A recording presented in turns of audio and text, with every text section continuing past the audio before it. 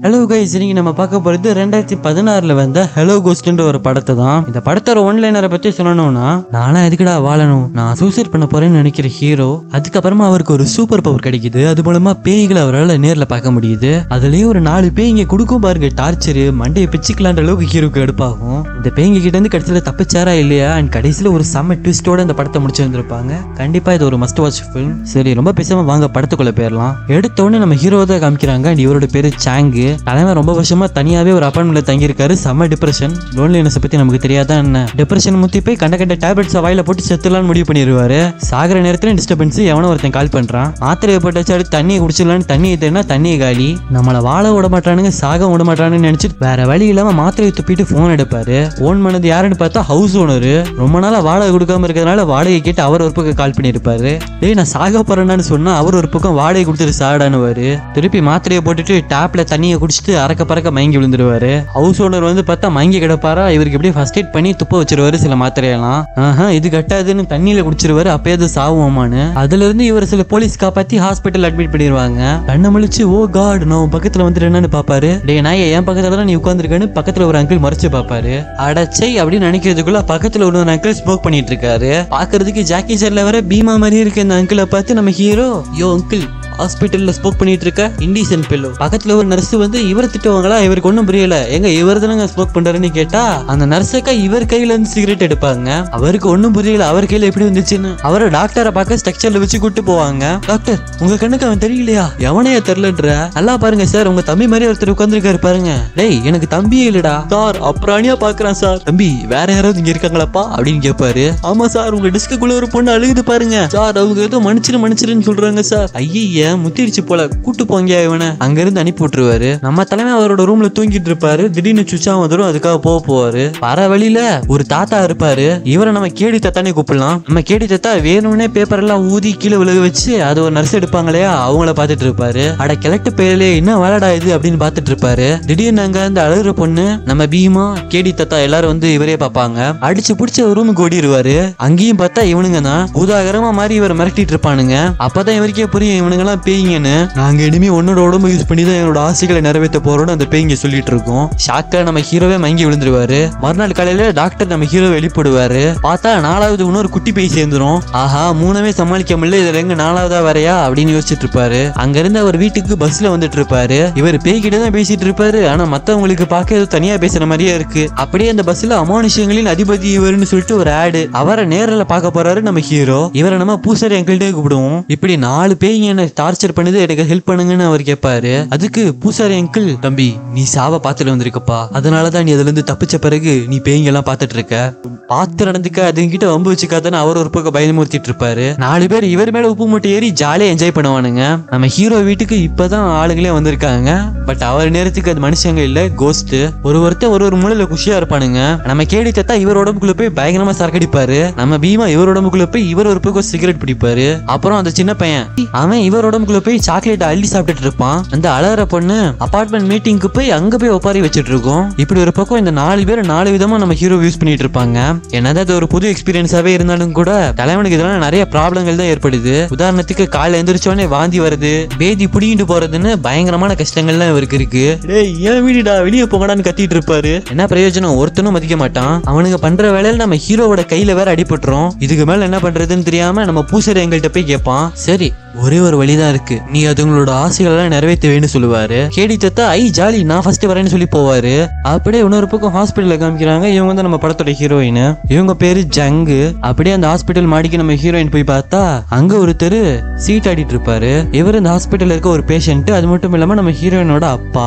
அப்படியே இன்னொரு பக்கம் நம்ம ஹீரோ நம்ம கேடி தத்தாக்கு கேமரா அவங்க கடை கூட்டு வந்திருப்பாரு. எந்த கேமரா காமிச்சாலும் எதையுமே பிடிக்கலன்னு தான் சொல்லுவாரு.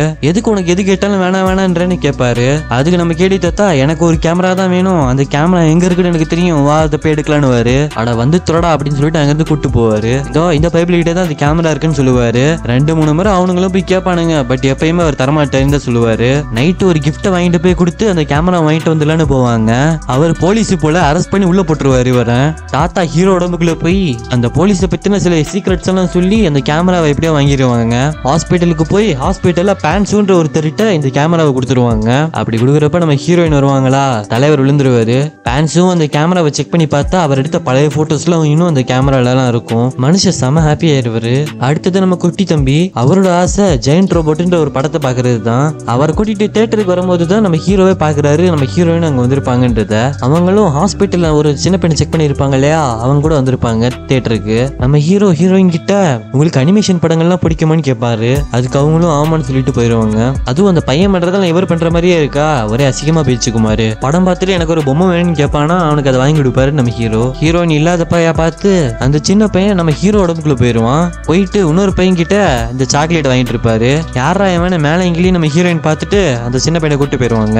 அங்கிருந்து கிளம்பி ஒரு ஹோட்டல்ல போய் நம்ம ஹீரோவும் அந்த குட்டி பையன் சாப்பிட்டுட்டு இருப்பாங்க. குட்டி பையனும் பயங்கரமா 4 பவுல் கிட்ட சாப்பிட்டுருவான். நம்ம ஹீரோவுக்கு வயித்த புரட்டிரும். அங்கிருந்து வெளியே வந்து நம்ம ஹீரோயின் பேசிட்டு இருப்பாங்க. இந்த சின்ன பையனுக்கு கேன்சர் இருக்கிறதெல்லாம் பத்தி சொல்லிட்டு இருப்பாங்க.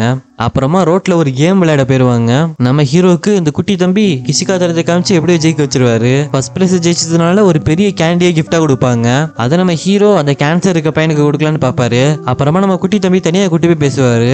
ஏன்டாடே நீ ஆளு கொடுக்கறது ஏன் கேண்டி தான் கிடைச்சா, நானும் தர முடியாதுன்னு கத்திட்டு இருப்பாரு. சைஸுக்கு ஏற்ற மாதிரி பேசுறேன்னு அவர் ஒரு பக்கம் கத்திட்டு இருப்பாரு. இதை கேட்டுட்டு நம்ம ஹீரோயினே எனக்கு சாக்லேட்லாம் வேணாம்ப்பா அப்படின்னு சொல்லிட்டு போயிருவாங்க. அந்த பையனை கூட்டு போய் திருப்பி ஹாஸ்பிட்டல் விட்டுருவாங்க. நம்ம ஹீரோயின் ஹாஸ்பிட்டல்ல அவங்க அப்பாவோட நிலைமை ரொம்ப மோசமா இருக்கும். அவர் துடிச்சிட்டு இருப்பாரு. திருப்பி நம்ம ஹீரோவை தான் காட்டுறாங்க. நடுராத்திரியில் நம்ம பீமாவை கூட்டிட்டு அவர் ஆசையை நிறைவேற்றுறதுக்கு வந்திருப்பாங்க. அவங்க ஒரு பழைய கார் கராஜுக்கு வந்திருப்பாங்க. காருக்குள்ள உட்காந்து ஒருத்தர் அழுது கிடப்பாரு. அவரும் நம்ம ஹீரோ பின்னாடியே கார்ல வருவாரா. ஒரு டைம்ல நம்ம ஹீரோ திரும்பி நின்று காரவே நிப்பாட்டிடுவாரு. கார்ல இருக்க இவருக்கு ஆல்ரெடி அவர் பொண்டாட்டியோட சண்டை இருந்திருக்கும். அப்ப நம்ம ஹீரோ ஒரு டீல் போட்டுக்கலாம், அதுபடி நான் உன் பொண்டாட்டி உன் கூட பேச வைக்கிறேன்னு சொல்லுவாரு. அதுக்கு பதில் அந்த டாக்ஸி நீ தரணும்னு சொல்லி கேட்பாரு. அடுத்த நாள் அந்த கார் டிரைவர் பொண்டாட்டியை ஃபாலோ பண்ணுவாங்க. அவங்க ஒரு ஹாஸ்பிட்டலுக்கு போவாங்க. அங்க நம்ம ஹீரோயின் நர்ஸ் தான் இருக்காங்க. அவங்க கூட என்ன பேசலாங்கன்றத நம்ம ஹீரோ ஓட்டி கேட்டுட்டு இருப்பாரு. அப்பதான் நம்ம பீமா சொல்லுவாரு, அந்த லேடி இன்னும் 5 மாசம் தான் வாழ போறாங்க. சரி இருக்கட்டும் அப்படி சொல்லி நம்ம ஹீரோ சொன்னதுக்கு அவங்க பிரெக்னெண்டா இருக்காங்கப்பா அப்படின்னு சொல்லி நம்ம பீமா சொல்லுவாரு. அப்ப நம்ம ஹீரோயின் வந்து சொல்லுவாங்க, இவங்க ஹஸ்பண்டால தான் இவங்களுக்கு லங் கேன்சர் வந்திருக்குன்னு சொல்லுவாங்க. அப்படியே நம்ம ஹீரோவை பார்த்து இதான் என் கார்டு, எனக்கு ஒன்று பிடிச்சிருக்குன்னு சொல்லுவாங்க. அங்க என்னென்ன நடந்துச்சுன்றத கார்ல போய் அந்த டிரைவர்கிட்ட சொல்லிடுவாரு. அதே நேரத்துக்கு அவங்க ஒய்ஃபும் அந்த இடத்துக்கு வருவாங்க. 5 மாசத்துல சாக போறேன், இதுக்கப்புறம் உங்ககிட்ட சண்டை போட்டு என்ன பண்ண போறேன்னு 2 பேரும் சேர்ந்துருவாங்க. எது எப்படியோ நம்ம ஹீரோவுக்கு பீமா கேட்ட அந்த கார் கிடைச்சிருச்சு. அந்த டாக்ஸியை ஒழுங்கா ஓட்ட கூட நம்ம ஹீரோக்கு தெரியல. பீமா அவர் உடம்புக்குள்ள போய் டாக்ஸியை ஒழுங்கா ஓட்டுவாரு. அங்கிருந்து ஒரு பீச்சுக்கு வண்டியை விட்டுருவாங்க. நம்ம ஹீரோ இப்பதான் வாழ்நாள்ல பீச்சுக்கே வந்திருக்காரு போல. அவங்க 2 பேரும் ட்ரெஸ் கழட்டிட்டு தண்ணிக்குள்ள இறங்கி ஸ்விம் பண்ணுவாங்க. நம்ம ஹீரோக்கு எப்படி ஸ்விம் பண்ணணும்னு நம்ம பீமாவே சொல்லி தருவாரு. அவங்க செம்ம ஜாலியா என்ஜாய் பண்ணுவாங்களா. கூடவே அந்த குட்டி தம்பி கேடி தண்ணி எல்லாருமே வந்து என்ஜாய் பண்ணுவாங்க. வீட்டுக்கு வந்து பார்த்தா அவர் வீட்டுக்கு முன்னாடி கூட ஷூஸ் எல்லாம் இருக்குன்னு அப்பதான் அவர் பாப்பாரு. அடுத்த நாள் ஒரு கடைக்கு போய் நிறைய அனிமேஷன் படங்களை வாங்கிட்டு வருவாரு. வேற யாருக்கு, நம்ம ஹீரோயினுக்காக தான். அப்படியே வர வழியில ஸ்மோக் பண்ணிட்டே வருவாங்களா. நம்ம பீமா கீழே சிகரெட்டை போட வச்சுட்டு இனிமே நீ ஸ்மோக் பண்ணாதரான்னு சொல்லுவாரு. சிரிச்சுட்டு அப்ப நீயும் லங் கேன்சர்ல தான் செத்தேன்னு கேட்பாரு. இல்லப்பா நான் ஒரு கார் ஆக்சிடென்ட்ல செத்தேன்னு அவர் சொல்லிட்டு இருப்பாரு. போற வெளில போலீஸ் பிடிச்சிருவாங்க. இவர்கிட்ட லைசன்ஸ் இல்லையா, இவர் பிடிச்சி உள்ள போட்டுருவாங்க. போலீஸ் கேள்வி கேட்கிறப்ப ஒன்னுக்கும் தினசாவே பதில் சொல்லுவாரா. யாரா அவன் கோமாளி ஒன்னுக்கும் வித்தியாசமா பதில் சொல்றான்னு யோசிப்பாங்க. தம்பி உங்க வீட்டுல யாருக்கா கால் பண்ணி கொடுப்பான்னு கேட்பாங்க. நம்ம ஹீரோக்கு தான் யாருமே இல்லையே. சரின்னு ஹீரோயினுக்கு கால் பண்ணுவாங்க. அங்க நம்ம ஹீரோயின் பேசிட்டு இருப்பாரு. நான் ஒரு அனாதை, தன்னந்தனியா தான் எப்பயும் இருக்கேன், எனக்கும் குடும்பம் வேணும்னு ஆசை, பட் இது வரைக்கும் கிடைச்சது இல்ல இப்படின்னு சொல்லிட்டு இருப்பாரா. அங்கிருந்து அவரை கூட்டிட்டு போயிட்டு இருக்கப்ப நம்ம ஹீரோயின் சொல்லுவாங்க, உனக்கு அப்படியே ஆப்போசிட்னா எனக்குன்னு குடும்பம்லாம் இருக்கு, என்னதான் சந்தோஷமா இருந்தாலும் பல நேரங்கள்ல அது எனக்கு ஒரு தலைவலியா தான் இருந்திருக்கு இப்படி அவங்க ஒரு பக்கம் சொல்லிட்டு இருப்பாங்க. அவரை வீட்டுல விட்டுட்டு அவருக்கு சில கேண்டிஸையும் கொடுப்பாங்க. இனிமையாவது வேற யாராவது சின்ன பசங்கிட்ட வாங்கி சாப்பிடாதுன்னு சொல்லிட்டு போவாங்க. இதாண்டா சான்ஸ்னு வாங்கின அந்த அனிமேஷன் படங்கள்லாம் நம்ம ஹீரோவும் கொடுப்பாரு. என்னடா இவ்வளவு இருக்கு அப்படின்னு கேட்டதுக்கு என் வீடு ஃபுல்லா இதா இருக்குன்னு சொல்லி போய் சொல்லுவாரு. டே விளக்க நான் நின்றுட்டு இருக்க, போய் அந்த பாக்ஸ் எடுத்து கூட நம்ம பீமா சொல்லுவாரு. நம்ம ஹீரோவும் அந்த பாக்ஸை தூக்கிட்டு பஸ் ஸ்டாண்ட் வரைக்கும் போவாரு. நம்ம ஹீரோயினும் பஸ்ல ஏறிட்டு போயிருவாங்களா.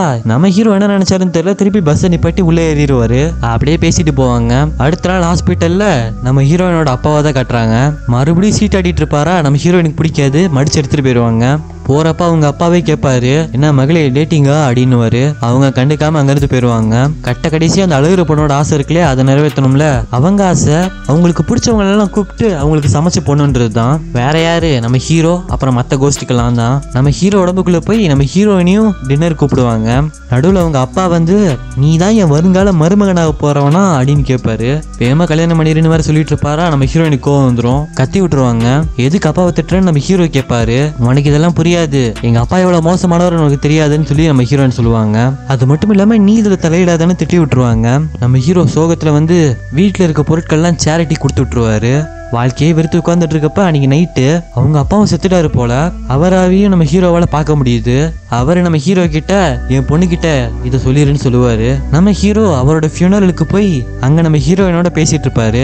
என்னால பேய்களை பார்க்க முடியும், நான் உங்க அப்பாவை இப்பதான் பார்த்தேன், அவர் உங்ககிட்ட சாரி கேட்க சொன்னாரு. இப்பதான் நம்ம ஹீரோயின் சொல்லுவாங்க அவங்க சின்ன வயசுல இருக்கப்ப அவங்க அம்மாவுக்கு உடம்பு சரியில்லாம போயிடும். அவங்க அப்பா அப்பா கண்டுக்காம அவங்கள விட்டுட்டு போயிருவாங்க. நம்ம ஹீரோயின் தனியா அவங்க அம்மா சாகிறத பாப்பாங்களா, அதனாலேயே அவங்க அப்பா மேல செம வெறுப்பு இருக்கும் சின்ன வயசுல இருந்து. அதுக்கு மேல அவர் சொல்றது கேட்காம அங்கிருந்து போயிருவாங்க. வெளியே வந்தா நம்ம பேன்ஸு சில நல்ல வார்த்தைகளை சொல்லிட்டு இருப்பாரு. அது மட்டும் இல்லாம அந்த கேமராவை நம்ம ஹீரோயின் கிட்டே கொடுத்துட்டு போயிருவாரு. நம்ம ஹீரோ அழுகிற பொண்ணை ஷாப்பிங் கூட்டு வந்திருப்பாரு. அப்புறம் அன்னைக்கு நைட்டு நம்ம ஹீரோயின் வீட்டுக்கு வந்திருப்பாங்க. பேன்ஸு கொடுத்த அந்த கேமராவை இவர்கிட்டே கொடுப்பாங்க. நம்ம ஹீரோவும் உள்ள வந்து சாப்பிட சொல்லுவாரு. சாப்பிட்டுட்டு இருக்கப்ப அவரை பத்தி சில கேள்விகள்லாம் கேட்பாங்களா. ஒரு கேள்விக்கு ஒரு விதமா பதில் சொல்லுவாரு. ஏன்னா 4 பேய்களும் ஒன்னா உடம்புக்குள்ள போய் மாத்தி மாத்தி பதில் சொல்லிட்டு இருக்குங்க. அப்படியே நம்ம ஹீரோ அவங்க அப்பா சொன்ன சில விஷயங்களையும் சொல்லுவாரு. நான் இப்ப தெரிஞ்சுட்டேன், அது மட்டும் இல்லாம நான் உனக்கு ஒரு பிரசன்ட் வச்சிருக்கேன்னு அவங்க அப்பா சொல்லியிருப்பாரு போல. நம்ம ஹீரோயின் ஹீரோ சொன்னதை நம்பாம அங்கிருந்து கிளம்பிடுவாருங்க. பிசாசுங்களா உங்களால தான்டா எல்லாமே, இப்ப ஆளு கோச்சிட்டு போயிட்டா, உங்க ஆசைகளை நிறைவேற்றிட்டேன்ல, போய் தொலைங்கடா அப்படின்னு சொல்லி கத்தி விட்டு போயிருவாரு. அடுத்த நாள் காலையில எந்திரிச்சு பார்த்தா அவரோட வீடே வெறிச்சோடி போய் கிடக்கும். மறுபடியும் அவர் கூட யாருமே இல்லையா, அவருக்கு ரொம்ப கஷ்டமா போயிடும். அவரோட டாக்ஸிக்குள்ள போய் எல்லா கண்ணாடியும் மூடிட்டு உள்ளவே இருந்து செத்துடலாம்னு நினைப்பாரு. நம்ம ஹீரோவால ஹீரோயின் பத்தி நினைக்காமவே இருக்க முடியல, திருப்பி அவங்கள பத்தி தான் நினைச்சிட்டு இருப்பாரு. இதே நேரத்தில் நம்ம ஹீரோயின் ஹாஸ்பிட்டல்ல இருப்பாங்க. ஸ்டார்டிங்ல கேன்சருக்கு ஒரு பையன் கூட இருப்பாங்க இல்லையா, அந்த பையன் இப்ப இறந்துட்டான் போல. அவங்களும் கஷ்டத்துல மாடியில போய் கொஞ்சம் காத்து வாங்கிட்டு இருப்பாங்க. அப்பதான் அவங்க அப்பா ஏதோ பிரசன்ட்னு சொன்னார் இல்லையா, திருப்பி அந்த பிளாங்கெட் ஓபன் பண்ணி பார்ப்பாங்க. அதுக்குள்ள அவங்க அப்பா ஒரு ஷூவை வாங்கி வச்சிருப்பாரு. இந்த கிஃப்ட பத்தி தான் நம்ம ஹீரோவும் சொல்லிட்டு இருப்பாரு. நம்ம ஹீரோ மனசு மாதிரி ஹாஸ்பிட்டலுக்கு வந்திருப்பாரு. வாங்களேன், நைட் செமஸ்டர் கொஞ்சம் மிச்சம் இருக்கு, சாப்பிடுவோமே அப்படின்னு சொல்லி கேட்பாரா. நம்ம ஹீரோயினும் போவாங்க. அப்பதான் நம்ம ஹீரோயின் நம்ம ஹீரோ கிட்டே சொல்லுவாங்க, சில நேரங்கள்ல நம்ம வாழ்க்கையில பயங்கரமான ஷாக் நமக்கு நிகழ்றப்ப நமக்கு அம்னீஷியானால பழைய விஷயங்கள்லாம் மறந்துடும். எனக்கு தெரிஞ்சு அப்படிதான் உனக்கும் நடந்திருக்கும்னு நினைக்கிறேன்னு சொல்லுவாங்க. அப்படியே நைட்டு கோச்சிட்டு போனதுக்கு சாரியும் கேட்பாங்க. அதுக்கு நம்ம ஹீரோ, இப்ப அந்த பேய்ங்கெல்லாம் போயிருச்சு, இப்ப நான் நானா இருக்கேன், அது போக சாகலான்னு தான் நினைச்சேன், பட் உன்னை பத்தி நினைச்சு பார்த்தேன், நீ தான் நான் வாழ்றதுக்கு காரணம் அப்படிலாம் பேசிட்டு அதுக்கப்புறமா சாப்பிடுவாங்க. அப்படியே நம்ம ஹீரோயின் இந்த காம்பினேஷன் புதுசா இருக்கு, பட் என்ன டேஸ்ட் சூப்பரா இருக்குன்னு சொல்லிட்டு இருப்பாங்க. நம்ம ஹீரோ எங்க அம்மாவும் இப்படிதான் சமைப்பாங்கன்னு சொல்லிட்டு இருப்பாரு. திடீர்னு நம்ம ஹீரோவுக்கு சில விஷயங்கள் ஞாபகம் வருது. அவங்க அம்மா கூட கடைக்கு போறது, அதை பத்தி யோசிச்சு பாக்குறப்பதான் அவருக்கே புரிய வருது, அந்த அழுகிற பொண்ணு இவங்க அம்மா, நம்ம பீமா தான் இவங்க அப்பா, அண்ட் நம்ம கேடி தாத்தா தான் இவரோட ஒரிஜினல் தாத்தா, அது போக அந்த குட்டி தம்பி தான் இவரோட ஒரிஜினல் தம்பி. அப்பதான் அவருக்கே புரியுது, அவர் நிறைவேற்றின எல்லா ஆசைகளும் அவரோட குடும்பத்தை சேர்ந்தவங்களோட தான், அதெல்லாம் கடைசியா ஒருக்கா அவர் கூட இருக்கிறதுக்காக தான் பண்ணியிருக்காங்கன்னு. அவங்க அம்மா எப்பயும் இவரை மார்க்கெட்டுக்கு கூட்டு போகணும்னு நினைப்பாங்க. அந்த குட்டி பையனோட சாக்லேட்ஸ் எல்லாம் சில பேர் ஆட்டையப்படுவாங்க, அதெல்லாம் வந்து தடுப்பாரு. அப்படியே நம்ம பீமா அவரோட பசங்கள்லாம் டாக்ஸில பீச்சுக்கு கூட்டு போறதா யோசிச்சிருப்பாரு. நம்ம ஹீரோ அப்பதான் ஃபர்ஸ்ட் டைம் கடலை பார்க்க போறோம்னு நினைச்சிருப்பாரு. நம்ம கேடி தாத்தா பக்கத்து வீட்டுக்காரர் பேன்ஸு கிட்ட இருந்து கேமரா வாங்கிட்டு வந்திருப்பாரு பீச்சில் போட்டோ எடுக்கிறதுக்காக. ஆனா அன்னைக்கு பீச்சுக்கு போகணும்னு நினைச்சவங்க எல்லாருமே அந்த கார் ஆக்சிடென்ட்ல செத்துருவாங்க, எக்ஸப்ட் நம்ம ஹீரோ மட்டும்தான். அங்க நடந்த அந்த பெரிய கிராஷ்ல நம்ம ஹீரோ நடந்த எல்லா விஷயத்தையுமே மறந்துடுவாரு. போலீஸ் அந்த இடத்துக்கு வந்து இன்வெஸ்டிகேட் பண்ணிட்டு இருக்கப்ப அங்க ஒரு கேமரா இருந்திருக்கும், அதை தான் அந்த போலீஸ் எடுத்துட்டு போயிருப்பாரு. நம்ம ஹீரோவை கூட்டு போய் ஆர்ஃபனேஜ்ல சேர்த்து விட்டுருவாங்க. அவங்க வீட்டுக்கு ஓடி போய் எல்லாரையும் திருப்பி வர சொல்லி கத்துவாரு. அவங்க அம்மா அழுதுகிட்டே, சாரிப்பா, உன்னை தனியா விட்டதுக்கு எங்களை மன்னிச்சிருன்னு சொல்லுவாங்க. நாங்களா இருக்காண்ட அவங்க கூட எப்பயுமே நீ சந்தோஷமா வாழணும்னு சொல்லுவாங்க. அப்பதான் அவர் எடுத்த பழைய போட்டோஸ் எல்லாம் காமிக்கிறாங்க. எல்லாத்தையும் அவர் தனியா இருந்ததை தான் நினைச்சாரு, பட் இவர் குடும்பமே அங்கதான் இருந்துச்சு.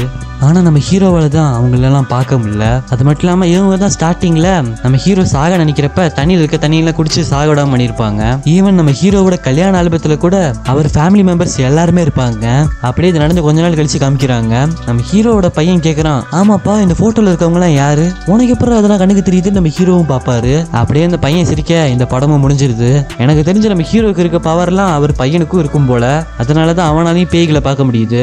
எப்படி இருந்துச்சு இந்த படம்? பிடிச்சிருக்கும்னு நினைக்கிறேன். பிடிச்சிருந்தா ஒரு லைக் பண்ணுங்க. கன்சிஸ்டன்டா வீடியோ பார்த்து சப்போர்ட் பண்ணணும்னு நினைச்சீங்கன்னா சப்ஸ்கிரைப் பண்ணுங்க. See you soon. Bye.